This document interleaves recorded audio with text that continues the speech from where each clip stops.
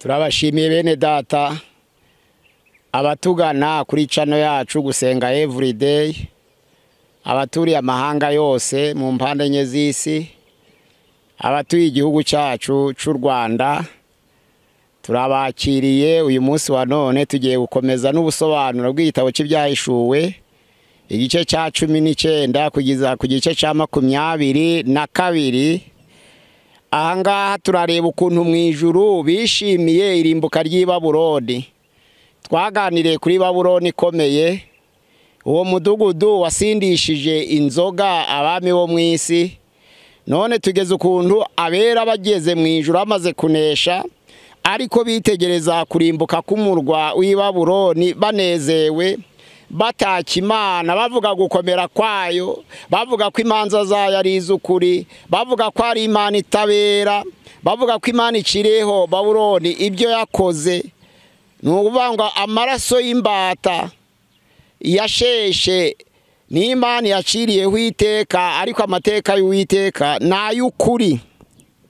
Hariya noneho hari ibyishimo byinshi, baravuga bati twishime tunezerwe, kuko noneho ubukwe bw'umwana w'intama busohoye kandi umugeni we akaba yiteguye.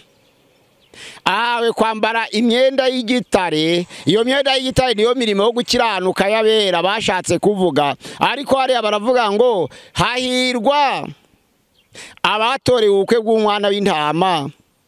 Bisobanura ngo ijambo ry'Imana rivuga ngo yaje mu bye, ariko abe ntibamwemera, ariko abamwemeye bose bakizera izina rye nibo yahawe ubushobozi bwo kwitwa abana b'Imana. Ijambo ry'Imana ryari rije rigenewe abayuda. Abayuda ntibaryakira, ariko abanyamahanga ritari ryarateguriye bararyakira. Babandi batarabe, babandi bari baratandukanijwe n'Abisirayeli bitwa abanyamahanga kubw'amasezerano, nabo binjira mu nzu y'Imana bitwa barari ku bukwe bw'umwana w'intama, barabutaha. Barishima rero, baravuga ngo Babuloni we nuko nawe ubaye. Bashima Imana ko Imana ari y'ukuri, kandi ko amateka yayo adahinduka, kandi ko amateka yayo akiranuka. Nibo bavuze ngo, arambwira ati andika uti hahirwa abatorewe ubukwe bw'umwana w'intama, kandi ayo magambo ni ay'ukuri kandi ni ayo gukiranuka. Hariya ku murongo wa 11 ibice 19 haravuga ngo mbona ifarashi y'umweru, uyigenderaho yitwa uwo kwizerwa kandi w'ukuri, ni uca imanza zitabera kandi zikwiye. Noneho yaraje gukuraho burundu ubushobozi bwa ya nyamaswa na wa muhanuzi w'ibinyoma, kuko ya nyamaswa yatesheje abera, yamenya amaraso y'abana b'Imana. None igihe kirageze cyo gucibwaho iteka no gukurwa mu isi.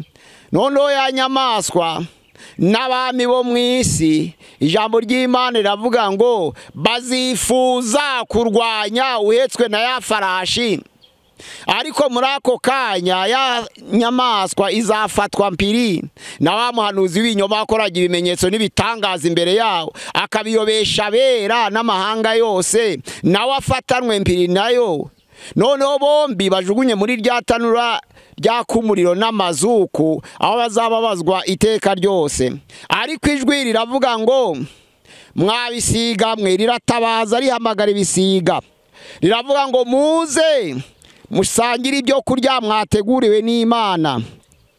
Hariya ku murongo wa 12 uravuga ngo mbona marayika ahagaze mu izuba, arangurura ijwi abwira ibisiga byose biguruka mu kirere ati nimuze muteranire kurya ibyo kurya byinshi Imana ibagaburira. Murye intumbi z'abami n'iz'abatware b'ingabo n'iz'ab'ubushobozi n'iz'ab'amafarashi n'iz'abakora ibizira n'iz'abantu bose, ab'umudendezo n'ab'imbata, aboroheje n'abakomeye. Igihe cyo kuneshwa kwa nyamaswa cyari kigeze. kandi ya nyamaswa twasobanuye ko ari ubushobozi n'ubutegetsi bw'isi. bwa bushobozi noneho butwaza igitugu bukababaza abana b'Imana. Bamwe mu bahanuzi b'ibinyoma bava mu itorero nabo bagakorana ubumwe n'amasezerano. Bamara gukorana amasezerano, ijambo ry'Imana ryaratubwiye ngo ya nyamaswa igahindukirira wa maraya igafatanya n'abami b'isi, bagatsotso bakamurya, bakamugora, bakamucuza, bakarya inyama ze, nawe agakongoka. Hano none ijwi riraranguriye ngo za mbaraga za ya nyamaswa ziri hehe? Za mbaraga z'aba mutware w'isi zigiye kuneshwa. Barahamagara ngo mwabisigamwe mubanguke cyane, hari ibyo kurya Imana yabateguriye, kuko hari intumba ngaha z'abatware b'isi n'abakomeye n'aboroheje n'ab'imbata n'ab'umudendezo n'abatware b'ingabo. Hano baragaramye, none mubonye ibyo kurya byinshi mwateguriwe n'Uwiteka. Hariya noneho ya nyamaswa yiha ubushobozi ishake kurwanya wa wundi uhetswe na ya farashi y'umweru ari we Yesu Kristo, ko yarangwaga no kunesha. Kandi twaganiriye ko ifarashi y'umweru isobanura kunesha. Uyicayeho rero ni Yesu, kuko ari uca imanza zitabera. Araza noneho ya nyamaswa ishaka guhaguruka ngo imurwanye, n'abami bo mu isi bafatanije nayo ayifata mpiri. Na wa muhanuzi w'inyoma wakoraga ibitangaza imbere yayo akabiyobesha imbata, akabiyobesha abashizweho cya kimenyetso cya ya nyamaswa, bakaramya igishushanyo cyayo. Bose bafatwa mpiri, bafatanwe na ya nyamaswa, bajugunya mu nyanja yaka umuriro n'amazuku. Ahangaha Satani azaba agikora, ariko icyo gihe ibisiga ngo bizabigize amahirwe. Hano haravuga ngo ibisiga biraza bihaga intumbi. Ariya ku murongo wa 20 aravuga ngo iyo nyamaswa ifata mpiri na wa muhanuzi w'ibinyoma wakoraga ibimenyetso imbere yayo, akabiyobesha abashizweho ikimenyetso cya nyamaswa n'abaramya igishushanyo cyayo, nawe afatanwa nayo. Bombe bajugunwa muri ya nyanja yaka umuriro n'amazuku. Abasigaye bicishwa inkota ivuye mu kanwa kuhetswe na ya farashi. Ibisiga byose bihaga intumbi zabo. Ni ukuvuga ngo kwari ukwishima kw'abari bageze mu ijuru, bishimira cyane cyane irimbuka ry'i Babuloni, banezerewe bahimbaza Uwiteka kw'Imana ica imanza zitabera, yemeye guhorera amaraso y'abakiranutsi yamenywe. Babandi bamesha ibishura byabo bakabyegesha amaraso y'umwana w'intama, babandi bapfiriye gukiranuka bagapfira guhamya kwa Yesu, bamenye amaraso yabo. Igihe kirageze kugira ngo bahorerwe, noneho Babuloni irimbuke, baranezerwa cyane. Tugeze ku bice 20, noneho tuganira uko kugaruka k'umwami Yesu bimeze. Hariya Danieli yavuze iby'ibyumweru 70. Ibyumweru 70 byari ibyumweru byagenewe igihe cy'abera cyose kuva mu gutegeka kubaka i Yerusalemu. Ijambo ry'Imana riravuga ngo ibyo byumweru 70 habayemo ibyumweru 49 byo gusana inkike no gusana urusengero. Harongera habaho ibyumweru 62 byo gutegereza Mesiya uzaza. Byose bikaba 69. Bya byumweru 70 nibyo bya myaka 49. Noneho ya myaka 49 kongeraho ibyumweru 62 ukubye 7 ni imyaka 434, byose bikaba imyaka 483 kugeza igihe Mesiya cya Mesiya. Ufashe rero igihe itegeko ryatangiwe muri 457 ugafata 443 ugakuramo 457 harasigara 26. Yohana abwiriza ubutumwa bwiza akangurira abayuda kwihana, avuga ngo nanjye ndi gutegurira uzaza hanyuma yanjye, ntibinkwiye ko mfungura n'udushumi tw'inkweto ze, uwo niwe uzababatirisha umwuka wera n'umuriro. Noneho abakangurira kwihana, aravuga ngo mwihane kuko hari uzaza uzahanisha umuriro. ababwiriza ubutumwa bwiza bukomeye. Icyo gihe rero abo Bisirayeli banga kwihana, ariko ijambo ry'Imana riravuga ngo kuko umurwa wabo wari warasenyutse bagatanga itegeko ryo kuwusana neza, wasamwe na Zorobabeli na Nehemiya na Ezira. Muri icyo gihe iyo myaka 49 yari yo gusana, iyo myaka 434 yari yo gutegereza Mesiya, iyo myaka yose hamwe 483 yose kugeza kuri Mesiya. None ukwemo 457 niho hasigaye 26. Yesu araza abatizwa na Yohana.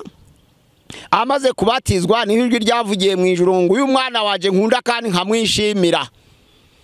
Ubwo atangira ubutumwa bwiza, akora imyaka 3 n'igice kuva muri 26. Abandi bavuga 27, ariko ni 26 kugeza muri 29 n'igice. Nono ya myaka 3 n'igice ni y'abapose milenaliste bashira hagati, bakavuga ngo ya myaka 7 itorero rizamarana n'abera mu kirere mu gihe cyo gupima impano no kweza umugeni, ngo iyo myaka 3 n'igice yo izabivuye muri 26 igere muri 29 n'igice. Ukurikije ahangaha rero wasanga Yesu yaratangiye umurimo muri 26 amaze kubatizwa, none agakora kugera muri 29 n'igice. None abavuga 27 ubwo yagejeje muri 30 n'igice, arabambwa. Ya myaka 3 n'igice ibiratambutse. Abapose milenaliste rero bo bavuga ko nyuma yo kuzamurwa mu ijuru kwa Yesu Kristo, bya myaka 3 n'igice izaba muri iyi myaka kuva mu kuzuka kwa Yesu Kristo kugeza mu gihe Titus yasenye urusengero rw'i Yerusalemu mu mwaka wa 70.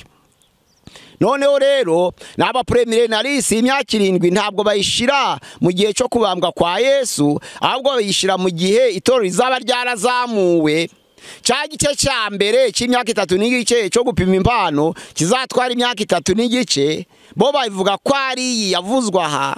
Ya myaka 3 n'igice isigaye nivugwa mu Byahishuwe 11 umurongo wa 9, havuga ngo babandi bakorana na ya nyamaswa yari ivuye ikuzimu baje gushinyagurira intumbi z'abakiranutsi n'abahamya babiri barimo Eliya na Enoki, ngo bazategereza babashungera imyaka 3 n'igice. Nibamara kubashungera noneho n'ijwi rizavugira mu ijuru rihamagara bari mu isi ya mirambo, umwuka w'ubugingo uvuye mu ijuru yinjiye mihinduka abantu. Ijwi riravuga ngo muzamuke muze hano.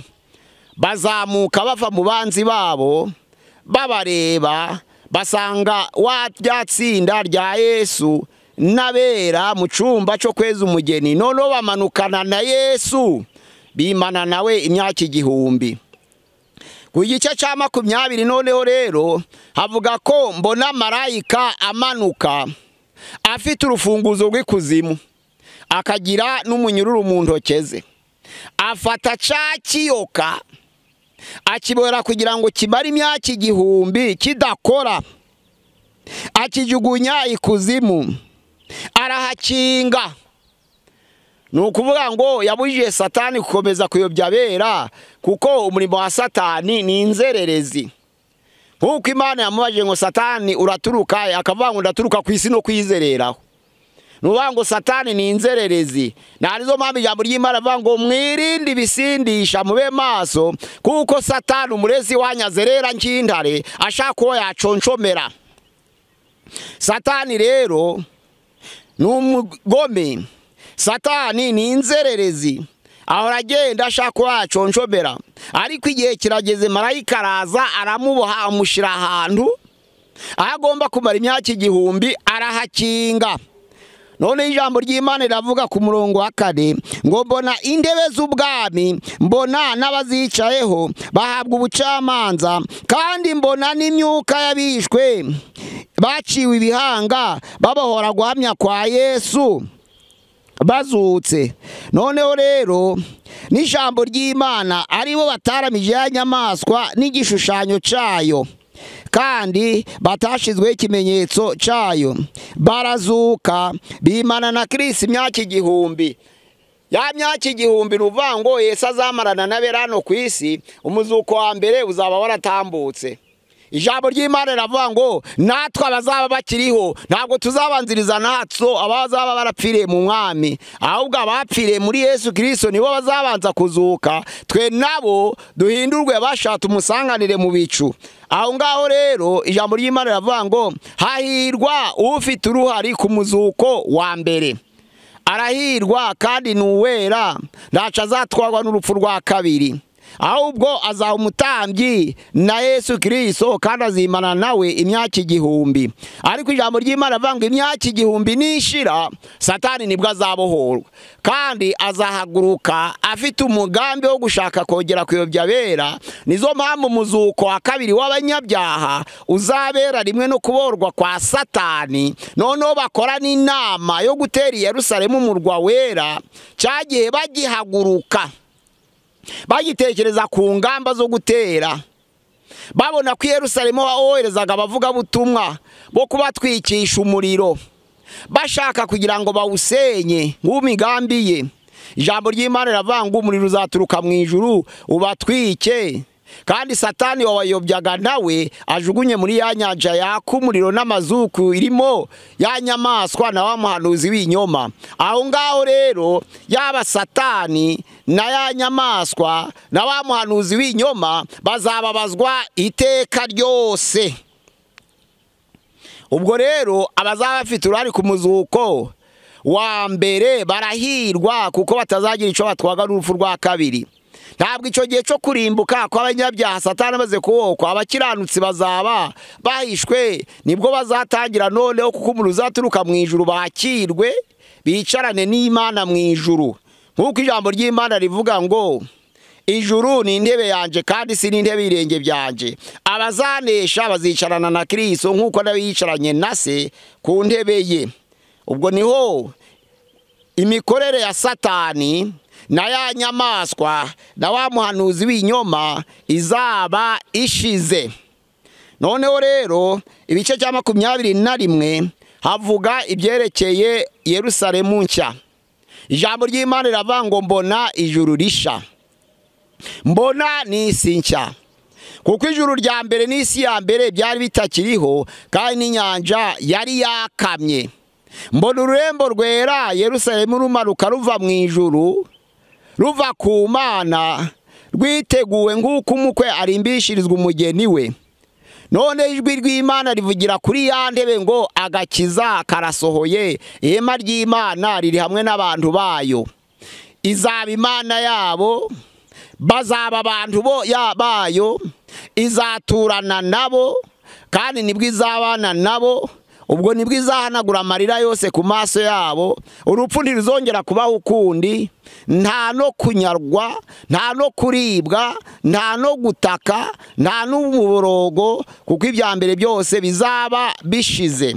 Ari ijambo ry'Imana riravuga ngo ijuru rizavaho, isi nayo izavaho, kuko ijuru naryo ntabwo rikiranuka. Pawulo yavuze ikirere nk'uko twagaragaje ko ijuru rifite ibice bitatu. Hakaba hari ikirere cy'imvura aricyo kirere kibiguruka, hakaba ikirere kibiva binini izuba n'ukwezi, hakaba n'ikirere cy'umwuka aricyo kirere cy'abamarayika. Ijambo ry'Imana rivuga ngo ikirere naco kirimo imyuka mibi, nk'uko Pawulo yanditse mu Efeso 6:12 ngo erega ntabwo dukirana n'abafite umubiri n'amaraso, ahubwo dukirana n'imyuka mibi y'ahantu ho mu ijuru. Ya myuka mibi y'ahantu ho mu ijuru, ya yindi Imana yanishije urubura mu byahishuwe 16, aravuga ngo Imana imanura urubura ruremereye, umwana w'intama amenya ikimenyetso, avuza impanda, noneho ya 7 rubura ruragwa ruramanuka ruturuka mu kirere, runyura muri cya kirere gifite imyuka mibi, rukimanura hasi rufite ibiro 45. Ni cya kirere tuvuga kirimo imyuka mibi. Icyo kirere nacyo gikeneye guhinduka.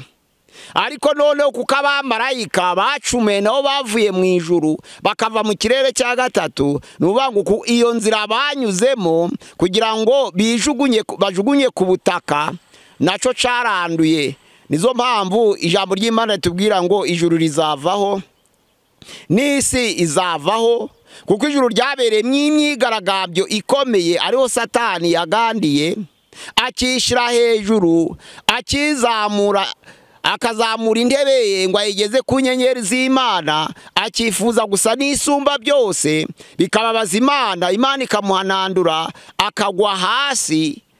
Noneho icyo kirere cyaranduye gikeneye guhinduka. Nizo mpamvu ijuru rizavaho, n'isi zavaho, n'inyanja yari itakiriho, ariko ururembo rwera nirwo ruzimanikira ubwarwo ruvuye mu ijuru. Niyo Yerusalemu nshya izaba ivuye ku Mana.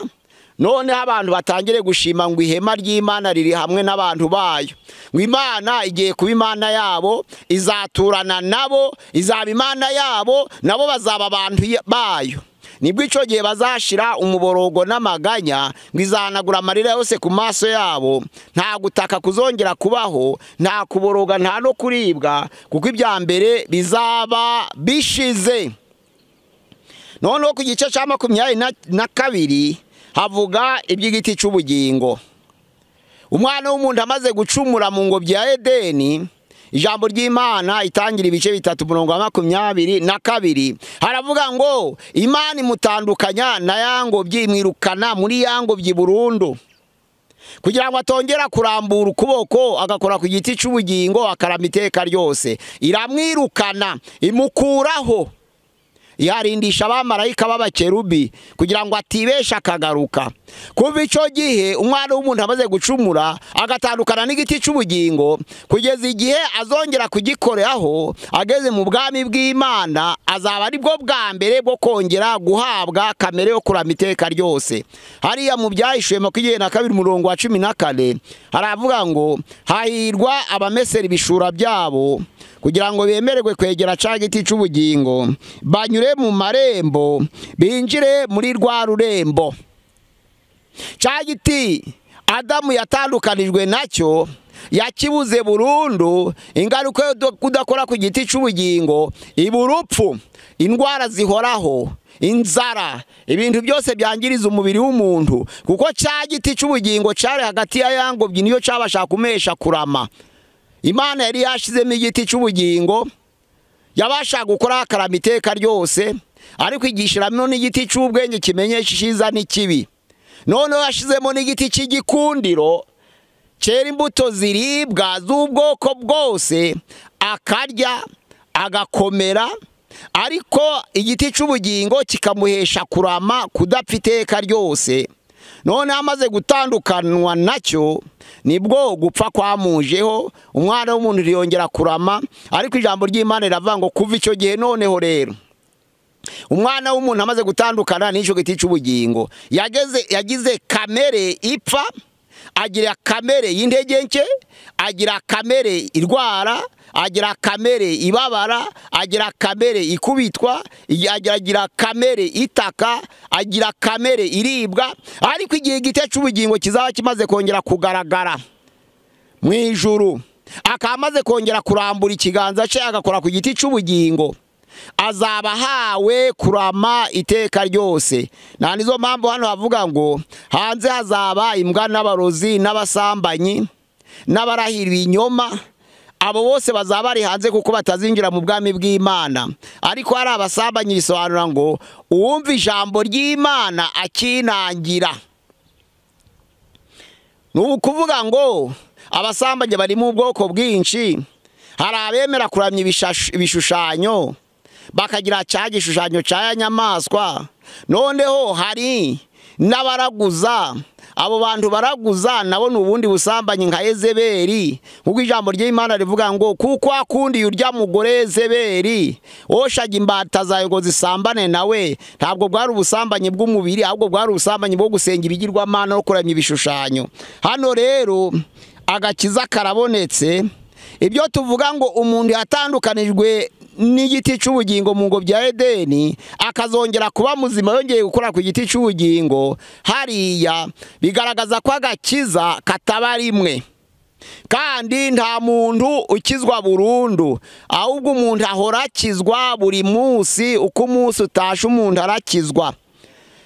Agakiza ni intambara kandi ni urugendo.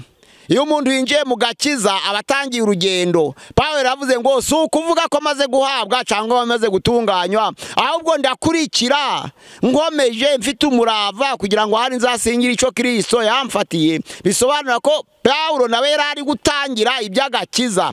Yemera ko yaboneye agakiza muri Yesu Kristo, ariko yemera ko ari urugendo rutangira rukazasozwa.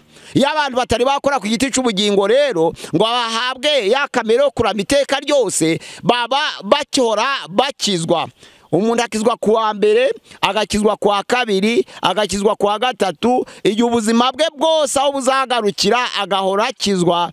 Nizo mpamvu indirimbo ya 200 ivuga ngo mpisemo guhora nkizwa, ngashingwa mu gakiza k'Uwiteka, nuko umuntu adakizwa rimwe.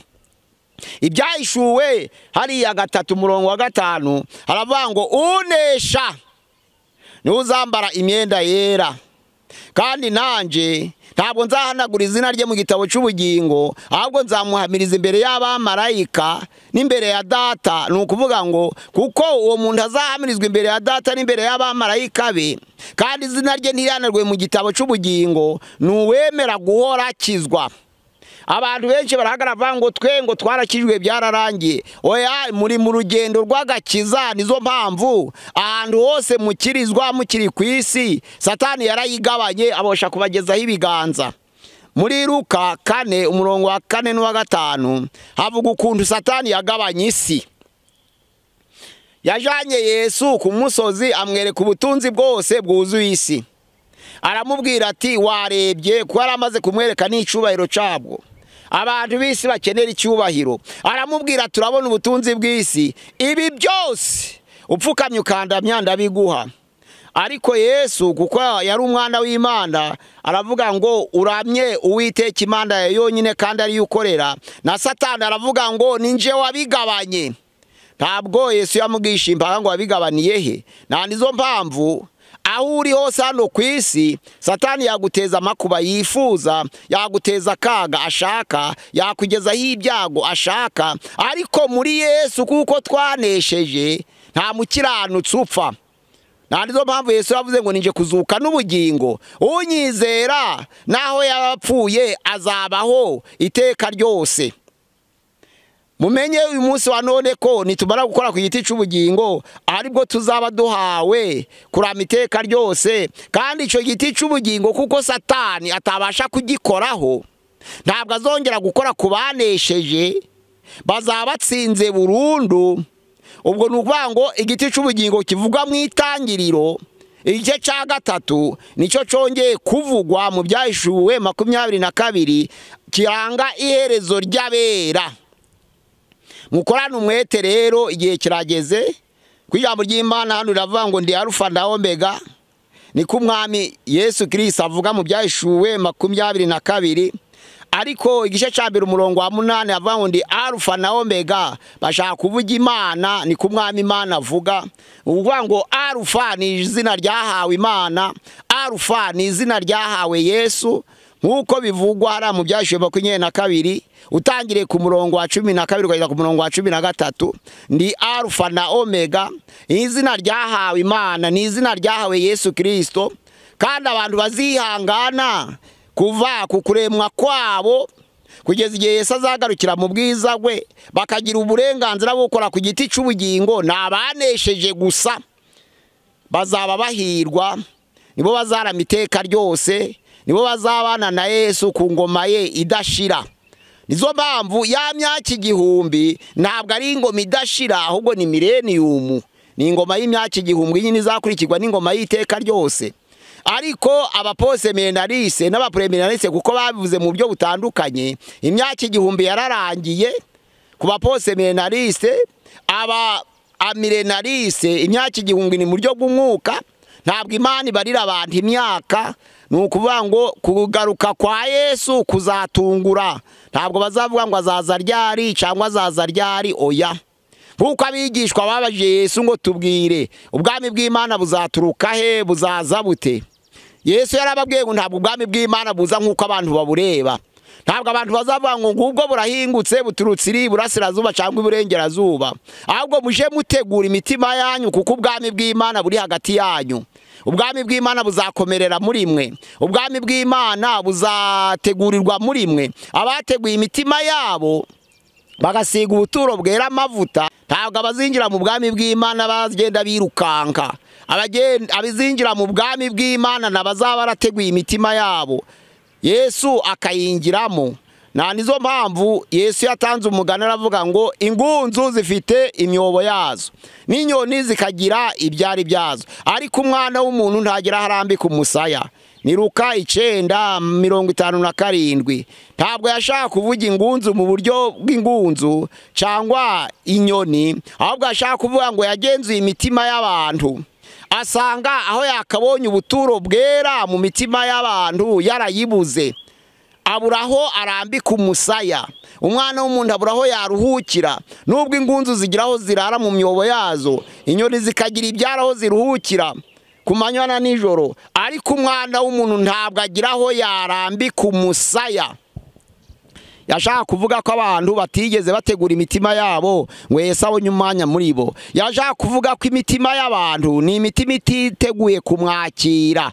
Yabwiraga abantu bafite imitima itizeye ko yabuze uburuhukiro muri bo. Dutegure abazaja mu bwami bw'Imana bakarambura ukuboko bagakora ku giti cy'ubugingo, ni babandi bazaba barejeje imitima yabo, ni babandi Yesu azaba yarabonye uburuhukiro muri bo, ni babandi bazaba baramesha ibishura byo bakabyejesha amaraso y'umwana w'intama. Abemeye kurengana bazira guhamya kwa Yesu nibo bazongera gukora ku giti cy'ubugingo bagahabwa kurama iteka ryose.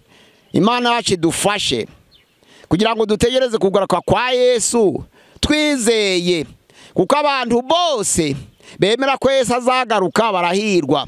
Abantu bose bamutegereje bihanganye barahirwa. Kwitegura rero ibintu bibiri by'ingenzi, nuko wakwemera ko azagaruka ukabyizera kandi ukitegura. Yaza none, yaza ejo, yaza mu gihe kizaza, yaza mu myaka 40, ariko icy'ingenzi cy'Imana ishaka ni ukugira ngo aho uri hose kubategereje kugaruka kwe bose barahirwa. Pawulo agiye kurangiza urugendo yaravuze ngo ubu ngiye maze kumera nk'ibisukwa ku gicaniro. Timoteyo ya 2 ni ibice 4:6. Uko narwanye intambara nziza, narinzi ibyo kwizera, igisigaye mbikiwe ikamba ryo gukiranuka, ari ryo umucamanza utabera zampa kuri urya munsi. Ariko aravuga ngo nyamara si njye nyine, ahubwo nabarinze kuzaboneka kwe bose bazinjira mu bwami bw'Imana, kandi bitwa abahamya ba Kristo, kandi babane nawe ku ngoma y'iteka ryose. Imana yacu ibafashe, ibaye kwihangana no gutegereza mwihanganye, kugira ngo wa munsi nugera, umunsi tutazi. Uretse ko abakiranutsi Yesu yarabahumurije aravuga ngo mwewe ntabwo uwo munsi uzaza nk'umujura kugira ngo mutungurwe, ahubwo abana b'abakiranutsi bahora biteguye kuko ari abana b'umucyo.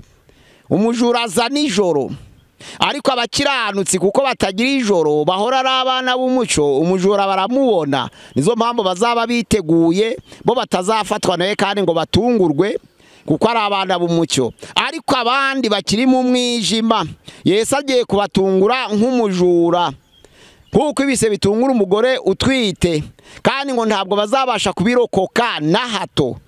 Ariko ijambo ry'Imana rivuga ariko mwebweho abana b'Imana muri ab'umucyo, ntabwo uwo munsi uzabatungura nk'umujura, kuko mudasinzire muhora mwiteguye. Imana yacu ibafashe kugira ngo igihe cyose dore twiteguye, kuko uwo munsi uzaza igihe Imana ishakira, atari igihe abantu bashakira. Ariko abiteguye kwinjira mu bwami bwe nibo bazamusanganira Yesu nagaruka, maze babashe kurambura ukuboko bakore kuri cya giti cy'ubugingo, bahabwe kurama iteka ryose mu ngoma ya Kristo, ibudapfa, ibutababara, ibutarira, nta maganya, nta kurira, nta muborogo, nta no gutaka, byose bizaba bishize, haba umunezero w'iteka ryose. Mu izina rya Yesu Kristo, amena.